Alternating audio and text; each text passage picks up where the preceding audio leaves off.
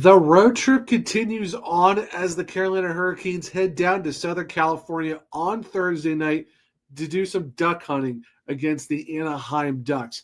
Can they continue their winning streak, making it 4 in a row? Well, only time will tell, and we'll talk all about that here on a Thursday edition of Locked On Hurricanes.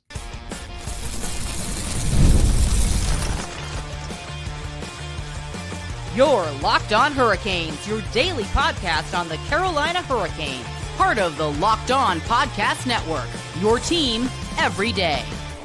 Welcome to the Thursday edition of Locked On Hurricanes, your team every day, part of the Locked On Podcast Network. Thank you, the everydayer, for making this your first listen of the day. 5 days a week, Monday through Friday, talking everything about your Carolina Hurricanes. I'm your host, Zach Martin. I'm the credentialed Carolina Hurricanes beat writer over at the Hawk Hours, also the co-host of the Surge Cast, which is a weekly Carolina Hurricanes podcast, along with all my duties here at Locked On Hurricanes. On the Thursday edition of the pod, we're going to be talking about Canes players to watch as they take on the Ducks Thursday night to keep their winning streak up and making it 4 games in a row to start off their road trip 2-0. Also, we're going to be talking about Ducks players that the Hurricanes need to contain because they have won their last 2 games, and they have some guys that are putting up some decent numbers already through the first 3 games. And then what are the keys to the Hurricanes to get their 4th win of the season? Well, before we start all of that, today's episode is brought to you by Game Time. Download the Game Time app, create an account, and use code LOCKEDONNHL for $20 off your first purchase. Now, we all know Tuesday night, the Carolina Hurricanes won 5-1 against the San Jose Sharks, scoring 3 goals in the second, scoring 2 in the third en route to their 3-0 or their third straight win. Brandon Bussi, amazing job, 16 of 17 saves in the net for a .941 save percentage, and pretty much 13 guys put up points that night. So the Carolina Hurricanes are spreading the wealth when it comes to putting pucks in the net and putting points on the board. Now, Canes players to watch, obviously the ones that, the familiar faces, Seth Jarvis has 4 points, Taylor Hall, Shane Gostisbehere, Sebastian Aho, the bottom 6, they're doing their jobs too. Eric Robinson's got 3 points, Jordan Marnick's got 3 points, so you're seeing some points being shown up around here. 2 guys that I really want to talk about coming into this game that I think that are really due for some points is Nikolaj Ehlers and Andrei Svechnikov. So far through the first 3 games, they have not gotten any points. Ehlers is a -1. Andrei Svechnikov is a +1. Now, this isn't to sound the alarm type of thing. I just know that for at least Ehlers, that it's just he hasn't gotten the puck luck. You've seen the chances have been there through the first 3 games because, like I said, Aho and Jarvis both have 4 points. And I think, that he's just unfortunately not being able to get the puck luck to get a goal for himself or at least get an assist because right now it's, his line mates are putting up the points. But I think Ehlers is doing all the tangibles that you want to see out of him. It's just unfortunately the finishing is just hasn't really paid off for him in dividends. So I'm not concerned about that. I think Nikolaj Ehlers will get a point. And hopefully his first point comes against the Ducks to get off the schneid and kind of get rolling. Andrei Svechnikov, he's been okay. I would say that when you look at Logan Stankoven and Jackson Blake, both guys who have 3 points, a goal and 2 assists each, they're contributing very well. Andrei's doing all the other things that are good to have, but I think for him it's just it's a little bit inconsistent. Like I said, it's 3 games and nothing to be too serious about, but you're kind of hoping that you get the Andrei Svechnikov that we saw in the playoffs for the Hurricanes earlier this year. And for the top 6 to benefit, right now the Hurricanes lead the NHL with 5 goals per game. And that's without your 2 left wingers on your top 6 not putting up any points. But the rest of the top 6 have been, 4 points each for the top line guys, 3 points each for the second line guys. So once you get your 2 left wingers rolling, I think the Hurricanes top 6 can be really lethal and very much unstoppable at the point. So the fact that they're doing really well without Ehlers and Svechnikov putting points on the board, I think that's really impressive. But like I said, I'm not overly concerned. It's just you kind of hope that maybe the Ducks game is where you see Svech and Ehlers kind of get on the board. Like I said, they're doing all the other small intangibles right, especially for Ehlers. Showing you speed, finding perfect lanes to put passes in. It's just he hasn't been able to even get a secondary assist or find the goal, but he's had the chances. He's been there. He had 5 shots against the Sharks. It's just unfortunate that Nedeljkovic made all the saves against them. Now, the other guys I want to take a look at is your third. It would be your third defensive pairing, but with Jacob Slavin still out, we don't know when he could be back. So they're kind of split right now, especially with, well, not really so much. They're split a little bit in terms of other assignments, but they're technically right now the second pair for the Hurricanes, and that's Shane Gostisbehere and Alexander Nikishin. Now, with Slavin out, Rod actually moved those 2 guys up to the second pair, and they have Mike Riley with Jalen Chatfield as the quote-unquote third pair right now. So even with Nikishin and Gostisbehere moving up to the second pair, they've been playing really well so far for the Carolina Hurricanes. And I know that was kind of one of the concerns that a lot of people had. How is this third defensive pairing going to be? The fact that you're talking about 2 offensively minded guys as a pair, and the fact that one in Nikishin is still learning the system because he's so young, first full season in North America. How's he going to do learning the language and all that? And then you have Shane Gostisbehere, who was paired with Sean Walker all last season, did lead the defenseman in points and goals and all that. But how is he going to be on his offside with the 23-year-old rookie Russian defenseman who's still on a huge learning curve to learn the language, learn the system, the life in the NHL, stuff like that? Well, so far, how about 4 points for Shane Gostisbehere, 1 goal, 3 assists. Alexander Nikishin, 3 assists. And here's the thing. This is per Canes stat brand. Alexander Nikishin is on a 3-game point streak to start his AHL career in the regular season. You definitely love to see that. And Shane Gostisbehere, he joins the list of defensemen to record at least a +2 and at least a point in their first 3 games of the season. Now, Shane Gostisbehere, 2025, but then you have to go back to the Whalers era.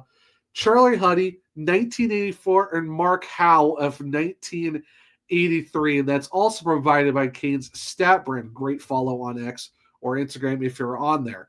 But Shane Gostisbehere has put himself in some great group of defensemen for the fact that they're +2 and at least a point in each of the first 3 games. Like I said, Alexander Nikishin, 3-game point streak. He's a +5 to start the season. Shane Gostisbehere, +7 through the first 3 games. And that's typically your third defensive pair, now your second pair with Slavin out. And they have a combined 7 points together, 6 of them being assists. For a pairing that some people were kind of concerned about, that's a really good start for the Carolina Hurricanes, having those 2 guys already kind of rolling. In a sense that even with Shane Gostisbehere playing on his offside, that is very huge for the Canes, the fact that those 2 are playing so well together already. And the fact that you can kind of see the confidence grow, especially in Nikishin. And he threw a great hit on Dickinson on the other night against the Sharks and kind of also stood for his teammate and everything else. And the fact that even with the Sharks didn't really like the Nikishin hit, which was clean, as good as the Hurricanes, you saw them all sticking up for each other. Back at, Nicky. Of course, that's his nickname now, which great nickname, by the way, for Alexander Nikishin is Nicky, so that's pretty cool. But it's really good to see that your quote-unquote third pairing, who's now the second pair with Slavin not in the lineup, are producing, and they're already up to a +12 combined in the first 3 games. That's pretty solid for your defense, and that's including the fact that you got Keandre Miller top pairing with Sean Walker, and then you got Mike Riley, who's now sliding in along with Jalen Chatfield, and then you have Charles Alexis Legault as your 7th. Hopefully he gets his opportunity over the road show. But I'd say look at the forwards. You got to look at Ehlers and Svechnikov to hopefully see them get on the score sheet because they really want to as well, especially Ehlers after signing the contract, knowing he's going to be one of the guys for the Hurricanes. And then on the defense, you got to look at Nikishin and Gostisbehere playing very well together as a unit, going from the third to the second pair and still being able to +12 to the first 3 games. And also, Keandre Miller looked really good, the other night. I know he got a penalty early, but for the fact that he really stood on his own on the top defensive pairing with Walker first game in on the road trip, it's very promising that even with Slavin out, you feel pretty good where the defense is at. Now, for them to stay good as they have been, they got to shut down some Anaheim Ducks. And who are those guys? We'll stick around and we'll talk about that here in a second on a Thursday edition of Locked On Hurricanes. The NFL season is here, and FanDuel has an offer you don't want to miss. Right now, new customers can bet just $5 and get $300 in bonus bets if you win. That's right. Pick a bet, put down $5, and if it hits, you'll unlock $300 in bonus bets to use across the app. It makes watching football even more exciting when you've got a little something riding on the action, whether it's your actual NFL team you follow, or maybe it's your fantasy team. Whether you're a casual fan or love diving into the stats, FanDuel makes the game day experience so much better. So, what are you waiting for? Visit FanDuel.com to download the FanDuel app today and get started. Welcome back to segment 2 of Locked On Hurricanes, your team every day. Now, we talked about the Carolina Hurricanes and who we should be watching for in terms of that side. You're talking about Svechnikov and Ehlers, Gosper, and Nikishin, a little bit of Condra Miller too. But now, who are the Anaheim Ducks that the Hurricanes need to keep an eye on? Well, looking at the lines real quick, this is kind of what, per Daily Faceoff, this is what the Ducks were rolling with. Chris Kreider with Leo Carlson, Alex Clore in your first line. Cutter Gauthier, Mason McTavish, Bennett Seneca on the second line. That is a very young second line, but in a second I'll tell you why that's a very young but really good second line for the Ducks. Frank Vetrano, Michael Granlund, Troy Terry is your third line. That says a lot too when you got Vetrano and Terry on your third line. That's a very sneaky top 9 for the Anaheim Ducks. And you got Russ Johnson, Ryan Pulling, and Nikita Nesterenko as your fourth. Now, defense, Jackson Lacombe got a very good contract over the offseason with Radko Gudas, their captain, Olin Zellweger, Jacob Trouba, Pavel Mintyukov, and Drew Helleson as your defensive pairings. And looking at the goaltending, of course, it's Lucas Dostal with Peter Mrazek, former Carolina Hurricane, who, we're in when the Hurricanes made it into the playoffs for the first time after 10 years of the dark ages. But looking at the Ducks, Chris Kreider does lead the team with 5 points, 4 goals, and an assist. However, he is a -1. Same thing for Leo Carlson. Does have 5 points with a goal, but a -2. So even though 2 of your 3 guys on your top line have been putting up points, they are minuses. Even Alex Killorn, 1 point in the 3 games, but he's a -3. So that first line is a combined -6. So even though they've won their last 2 games over the Pittsburgh Penguins and the San Jose Sharks, this is still a Ducks team that, they can do something. They can still, put up points on the board, but they're also on the ice a lot for giving up points as well. Now, I talked about that second line of McTavish, Gauthier, and Seneca. Seneca and McTavish are both at 4 points. Beckett with 2 goals and 2 assists. McTavish with 4 assists. But Cutter Gauthier, 3 goals. And all those guys, Seneca +1, McTavish +2, Gauthier +1. So while your first line is kind of getting lit up right now for the Ducks, even though the fact that they are putting points on the board, your second line of those 3 young guys together are still putting up pluses, and they're doing pretty solid overall. And going back to Kreider real quick, 4 of his goals, 3 of them have been on the power play. So that's a little something to keep an eye on. And if you give the Ducks an opportunity on the power play, Chris Kreider has made teams pay so far this season. But after you look back through Cutter Gauthier, Granlund's at 3 points, Troy Terry's at 3 points. There's a lot of ones on the board for the Ducks as well. They have a few guys who've not put up points compared to where the Hurricanes are at, where they have 16 of their 20 guys have put up points. Only 12 of the 19 Ducks who have dressed have put up points. So I would say Ducks to contain: Kreider, Carlson, Seneca, McTavish, and Gauthier. Those are your main guys to shut down. Now, Michael Granlund does have 3 assists along with Troy Terry, but I think it's just your top 6 for the Ducks are ones to look out for. But don't sleep on that third line for the Ducks either. So Those I say are a few guys you need to keep an eye on when it comes to containing them as a group.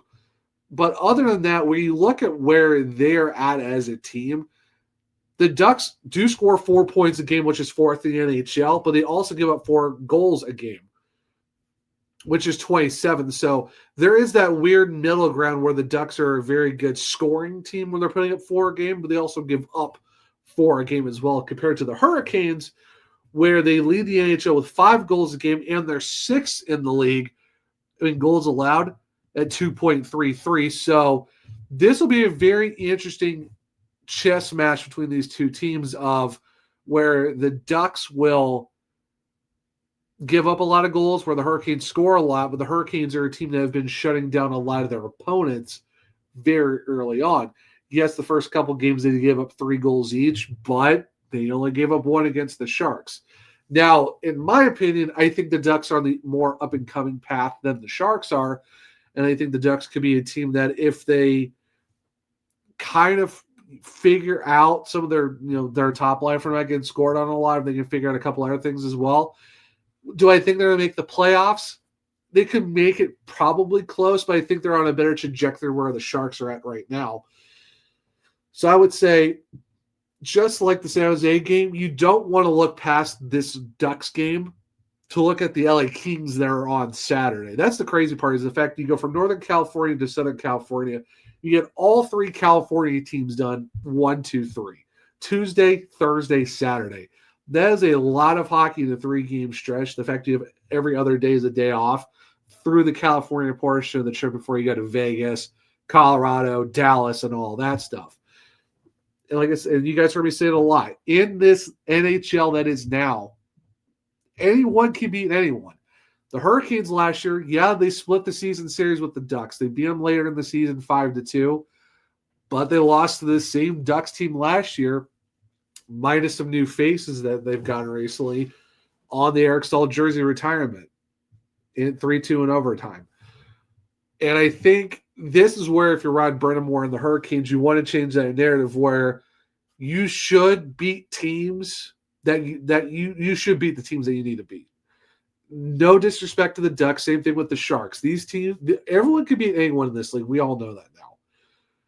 But if the Hurricanes want to be that team to take that next step and be the cup contenders that everyone thinks they can be, which I think they are, you have to take care of your business against a team like this. So like I said, when you look at the Ducks, yeah, Kreider's got 5 points and 4 goals, but 3 of them are on the power play. But him, Carlson, and Killorn, a combined -6. You should be able to if you shut these guys down and score on that line, I think the Ducks are going to be in a very interesting spot, because then then they'll have to rely on their second line, which is a combined +4, with 3 very young players as a trio that they might have to carry a little bit on this Ducks team if their first line is getting scored on and shut down.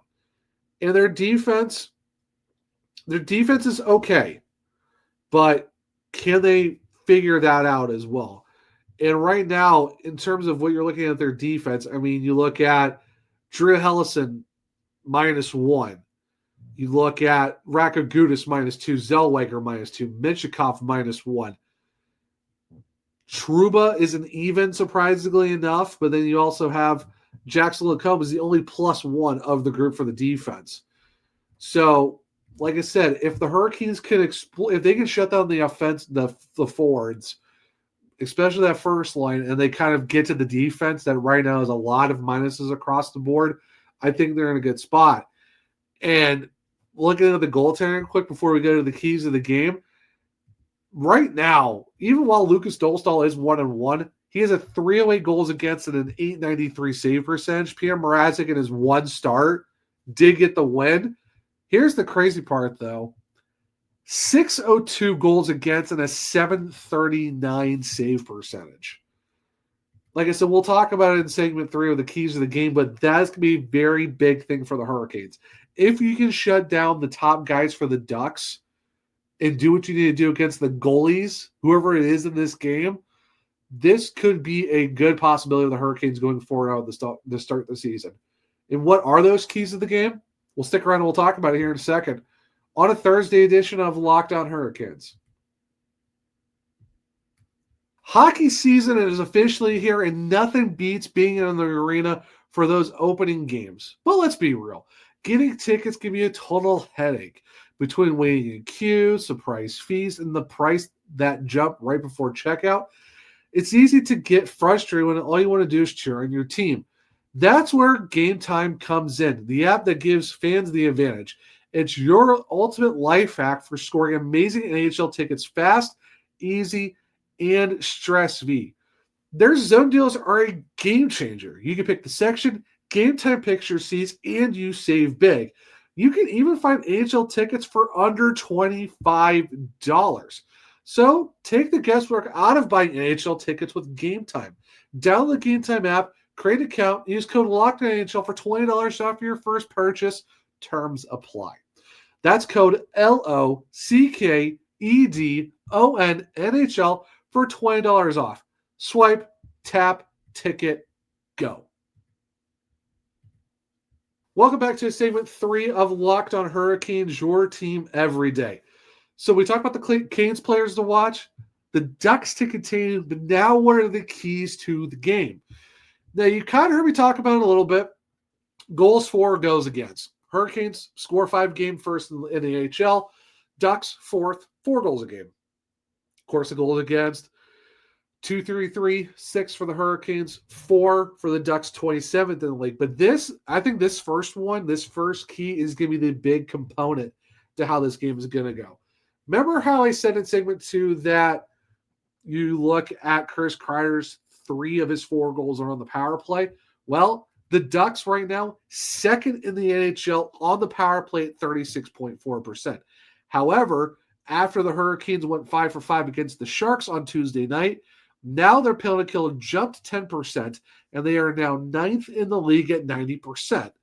Now, everyone's used to them being top 3. It's only 3 games in. I think they're going to get to the number 1 spot at some point, but you're seeing a good trajectory of the Canes going up in the right direction. So, limit the penalties. Do not give the Ducks any opportunity to go on the power play. Do not have 5 penalties like you did against the Sharks. You have to limit that to 2 or less. If you can keep the Ducks off the power play, force them to what the Hurricanes do best, 5-on-5 hockey, I think the Hurricanes are in a great spot to get their 4th win of the season. Because, like I said, Kreider's 3 of his 4 goals are on the man advantage. If the Hurricanes limit that group to maybe 2 power plays and shut them down like they did the Sharks, you're almost neutralizing Kreider at that point, because right now he's got 1 even strength goal in the first 3 games. Don't give that man an opportunity on the power play, because that's what he's been doing for the Ducks so far. Now for the Hurricanes,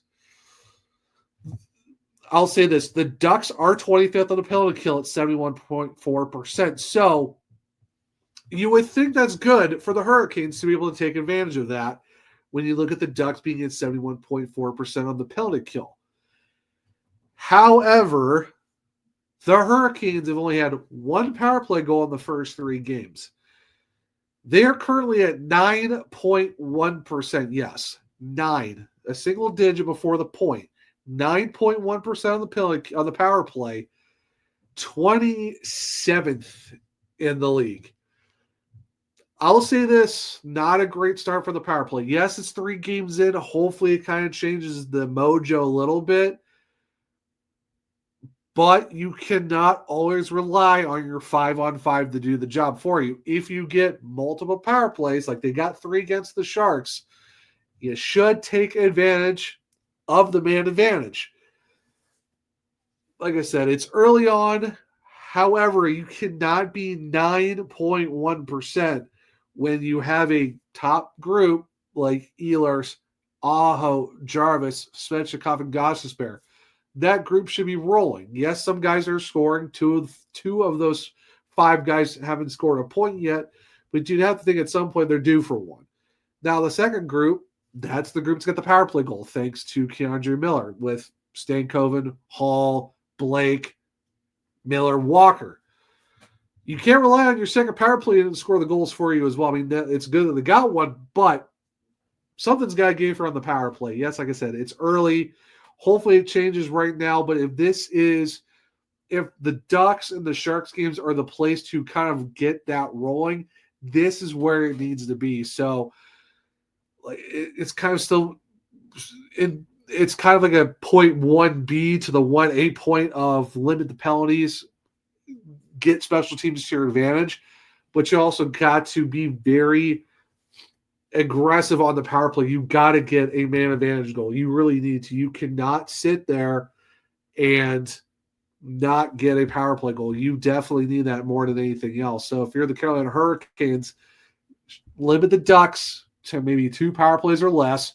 But if you get a power play, you got to take advantage. You got to use it for you. That's what you really need to do. All that encompasses to point 2. Get to the goalie early. Dostal and Mrazek have absurdly bad numbers. Yes, Dostal's 1-1, but his save percentage is sub 900. His goals against is sub 900. His save percentage, or his goals against, is over 3. His save percentage is under 900. That's not good to start the season for him. Peter Mrazek, over a 6 goals against and a sub 800 save percentage. It doesn't matter who the Ducks put in that net. If you're the Carolina Hurricanes, you've scored on average 5 goals a game to start the season. Absolutely score early and keep your foot on the gas. Do not let them stay in this game. If you give 60 minutes of Hurricanes hockey right from the rip, score early, keep putting the pressure on, foot on the gas, this game should be put away early. Yes, you ended the first period 0-0 against the Sharks on Tuesday night. I would say that's not a bad thing if you do to the Ducks as well if you score in the second period, but do not let one of those 2 goalies get hot early. If you put up 12, 13, 14 shots in the first period and they stop them all, they get warm, that's going to make things very interesting. Now, like I said, if you have 2 goalies who are very cold right now, who are not having great starts to the season, regardless if it's, like I said, 2 starts for one guy and 1 start for the other guy, get to them early. Start scoring early. Put the pressure on. Do not let them get comfortable. You got to have to put quality shots on net, get a couple goals early, and put this game away. If you put this game away early, you might have a good shot where you're forcing the Ducks to make mistakes, because then they're going to have to really push to get back into this game. If you go into the first intermission up 2-0, you're in a good spot for the Carolina Hurricanes. Even 1 goal, you're in a good spot. But you got to get to the Ducks early with their goaltending being very questionable to start this season. Yes, they've won 2 games in a row. However, this is a game where you should take care of business and get your 4th win of the season. And it's kind of basic, only 2 points, maybe a sub point there, a 1A, 1B with a lot of special teams and stuff like that. But the second point, get to the goalie early, because then you're setting yourself up to have a night where you're getting your 4th win of the season and you continue this road trip 2-0. But those are the keys to the games. Let me know in the comments below if you're on the YouTube side of things. How do you feel about the keys to the game? What are you looking for when it comes to the Carolina Hurricanes in this game against the Ducks on Thursday, and as they look to go 4-0 in the season and go 2-0 on the road trip? For me, special teams has got to be key for the Hurricanes. Limit their power plays, but take advantage of yours, and then get to the goalies early, 60 minutes right from the rip. Foot on the gas. Do not let them in this game. Do not let them get comfortable. Put this thing away early.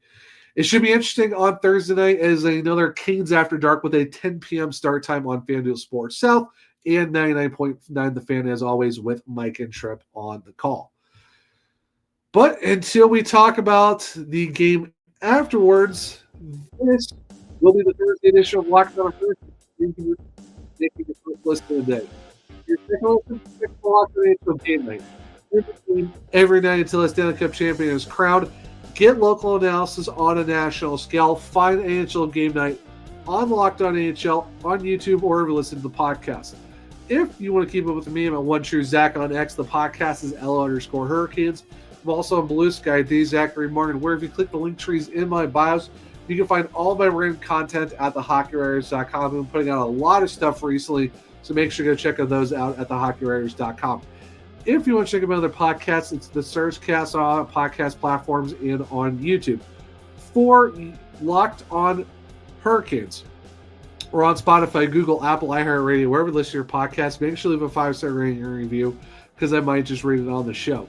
For YouTube, Locked On Hurricanes, subscribe, hit the bell notifications so you don't miss a show. Hit the thumbs up, tell me if you like the show as well. Share with all their Canucks and become everydayers just like you. But hope everyone enjoyed the Thursday edition of Locked On Hurricanes. Enjoy your Thursday and enjoy watching the game on Thursday night. Make sure to have all your snacks and caffeine ready to go. And until next time, as always, let's go Canes.